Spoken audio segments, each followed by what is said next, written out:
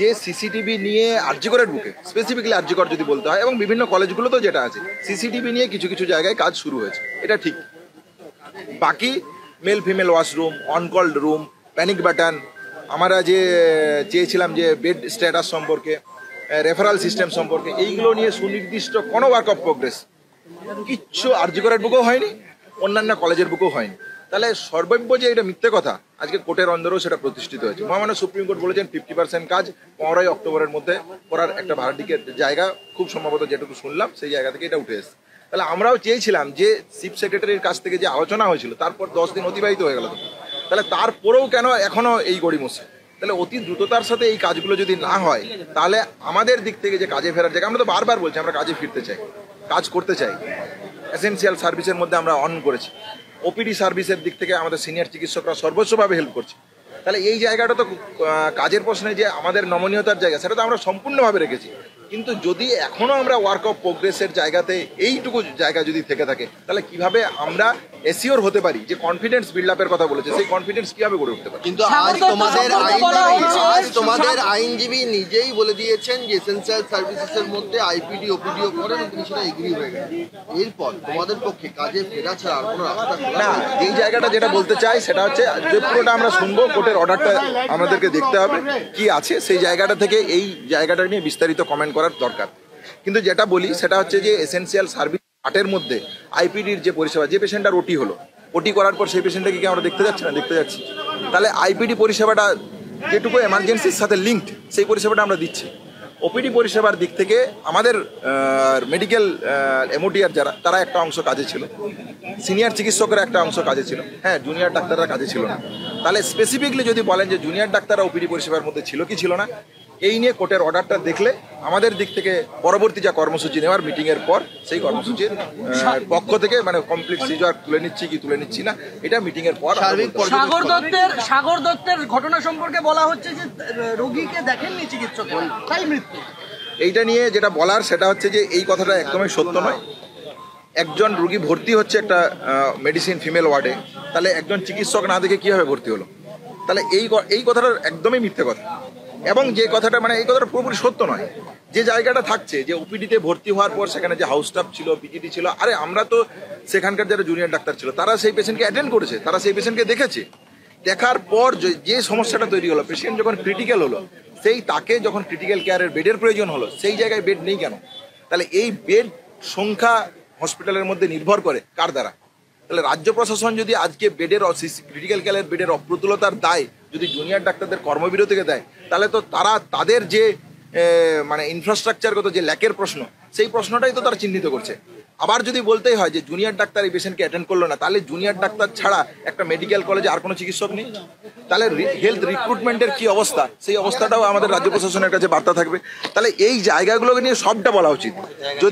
যদি এইটা বলা হয় যে জুনিয়র ডাক্তার পেশেন্টটাকে দেখেনি, আমি junior doctor, West Bengal junior doctor ফ্রন্টের সদস্য হিসেবে আমি মনে করি এ কথা সম্পূর্ণরূপে সত্য নয়। এর আগে 7 জনকে সাসপেন্ডের দাবি তোলা হয়েছে, রাজ্য বলছে যে সিবিআই তালিকা দিক। সেই 7 জন কারা যাদের সাসপেনশন চাইছেন আপনারা? তদন্ত নিরপেক্ষ হবে না? এই 7 জনের যে তালিকার কথা বলছেন, এটা আমাদের অ্যাডভোকেটের সাথে কথা বলে তারপরে আমি বলতে পারবো। এই মুহূর্তে আমার জানা নেই। এর আগে রাজ্য সরকারের তরফে যখন সুপ্রিম কোর্টে মৃত্যুর সংখ্যা দেওয়া হয়েছিল, সেটা নিয়ে তোমরা বিভ্রান্তি রয়েছে। আজ সাগর দত্ত যে ইস্যুতে আবার একটা মেডিকেল কলেজে কর্মবিরতি চলছে এবং তোমরা জানিয়েছিলে যে তোমরা কি করবে পরবর্তী সিদ্ধান্ত নেব, সেই ক্ষেত্রে রাজ্য সরকারের তরফে তোমরা বলছো যে ঠিক তথ্য তুলে ধরা হলো না, অসত্য তথ্য তুলে ধরা হলো না। বারবার এই ঘটনাগুলো ঘটছে কেন? কোথাও তো এটাও তো আস্থার জায়গা। একদমই তাই। যেটা হচ্ছে যে যদি একটা ডক্টর এবং পেশেন্টের মধ্যে সম্পর্কের বিল্ড আপ করতে হয়, তাহলে দুটো জিনিস লাগে।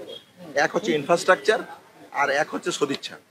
তাহলে আমরা কর্মবিরতিতে ছিলাম, সেটা যেমন ঠিক, আমরা কর্মবিরতিতে আছি সেটা যেমন ঠিক, তাহলে চিকিৎসকদের অপ্রতুলতা এটাও যেমন একটা বাধা, আর একটা বাধা হচ্ছে ইনফ্রাস্ট্রাকচার। সাগর দত্তের যে ঘটনা, সেই ঘটনাকে যদি আমরা দেখি, তাহলে হচ্ছে যে ক্রিটিক্যাল কেয়ার বেড যদি না থাকে, ওখানে যদি 1000 জন জুনিয়র চিকিৎসক, সিনিয়র চিকিৎসক এবং মানে সবচেয়ে দুনিয়ার বড় চিকিৎসকও যদি দাঁড়িয়ে থাকে, তাহলে তার দিক থেকেও ইনফ্রাস্ট্রাকচারগত যদি জায়গা না থাকে তাহলে সে কীভাবে পেশেন্টকে বাঁচাবে?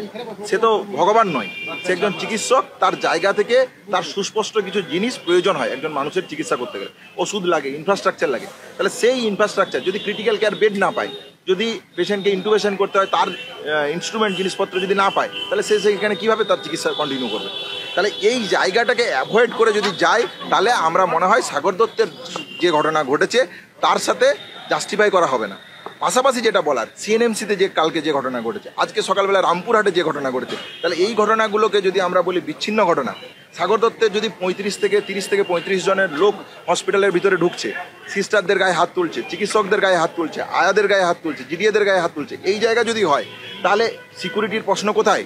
তাহলে এই জায়গাটাকে সবিস্তারে যদি ভেবে দেখতে হয়, তাহলে একটা কনফিডেন্স বিল্ড আপের জন্য ইনফ্রাস্ট্রাকচার যেমন প্রয়োজন, চিকিৎসকদের নিরাপত্তা সুনিশ্চিত করাও সেইভাবেই প্রয়োজন, এবং সর্বোপরি এই দুটোর দিক থেকেও ইনফ্রাস্ট্রাকচার যদি ডেভেলপমেন্ট না হয়, পরিকাঠামো যদি চিকিৎসার ক্ষেত্রে ডেভেলপ না হয়, তাহলে আপনি যতই যাই করে নিন না কেন, এই রোগীর প্রাণ বাঁচাতে পারবেন। কিন্তু আপনাদের আইনজীবী আজকে তো সাগর দত্তের ঘটনাটা সেইভাবে সুযোগ পেয়েছিলেন, স্বাস্থ্য সচিবের উপস্থিতিতে এই তথ্যটা তুলে ধরা হলো।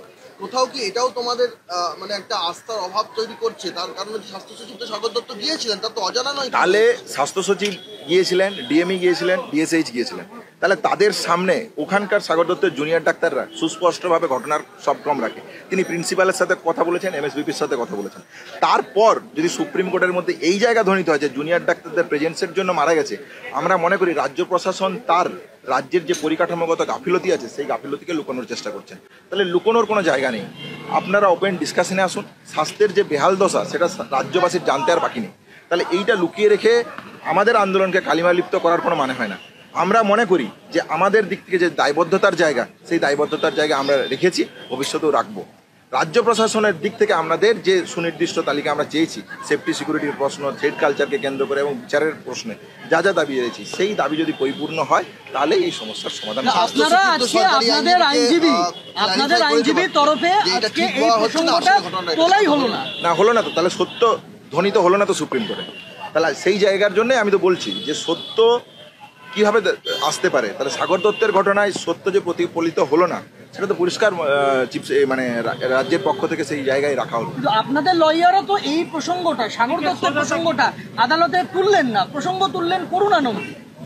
না, আমাদের বলেছিলেন যে এই প্রসঙ্গটা তুলবেন এবং তার পরিপ্রেক্ষিতে আপনারা সিদ্ধান্ত। না, এই জায়গাটা তোলা হয়েছে, এই জায়গাটা রেখেছে সুপ্রিম কোর্টের। আমাদের অ্যাডভোকেটের সাথে এই নিয়ে কথা বলবো, আমরা জানাবো কি আলোচনা হয়েছে, কি সেখানকার পরিস্থিতি ছিল, সবটা তো এই মুহূর্তে জানা নেই। তাহলে এইটা জেনে বাকি ডিটেলসটা আমরা বলতে পারবো। তাহলে যার পরিপ্রেক্ষিতে আপনাদের আন্দোলন, যে তরফ থেকে যে কথা বলা হলো সুপ্রিম কোর্টে, যে মাত্র কিছু শতাংশ সিসিটিভি হোক বা সার্বিক সেফটি সিকিউরিটির প্রশ্নে যে কাজ, সেই কাজ করা হয়েছে। 15ই অক্টোবর অব্দি সময় চাওয়া, সেখানে আদালতকেও প্রশ্ন করতে হচ্ছে। আপনারা একটা দিন বলেছিলেন, আজকে আবার বলছেন 15ই অক্টোবর। আদৌ 15ই অক্টোবরের মধ্যেও রাজ্য কাজ শেষ করতে পারবে? তাহলে সেখানে রাজ্য বলেছে, সেখানে যে সিবিআই যেহেতু এখানে তদন্ত করতে, অনেক ক্ষেত্রে রেনোভেশনের কাজ বা নতুন করে যে রুম তৈরি করার কথা, যে ঘর তৈরি করার কথা, সেগুলো করা যাচ্ছে না, সিবিআই যেহেতু তদন্ত করছে। তাহলে রাজ্য প্রশাসন কি কোনোভাবে সিবিআইয়ের কাছে এই প্রশ্ন করেছে যে তারা কাজ করতে পারবে কিনা? তাহলে রাজ্য প্রশাসন যদি মনেই করে যে সেফটি সিকিউরিটির প্রশ্নে কিছু কাজ করার প্রয়োজন নেই, তাহলে রাজ্য প্রশাসন কেন বলছে যে জুনিয়র ডাক্তাররা কাজে যোগ দেয়? তাহলে কি রাজ্য প্রশাসন এইটা বলতে চাইছে জুনিয়র ডাক্তারদের সিকিউরিটির প্রশ্ন নেই, তোমরা কাজটা শুধু করে দেয়? তাহলে এইটা যদি হয়, তাহলে তো আমাদের সাথে কনফিডেন্স বিল্ড আপের প্রশ্নে তারা আসতেই রাজি নয়।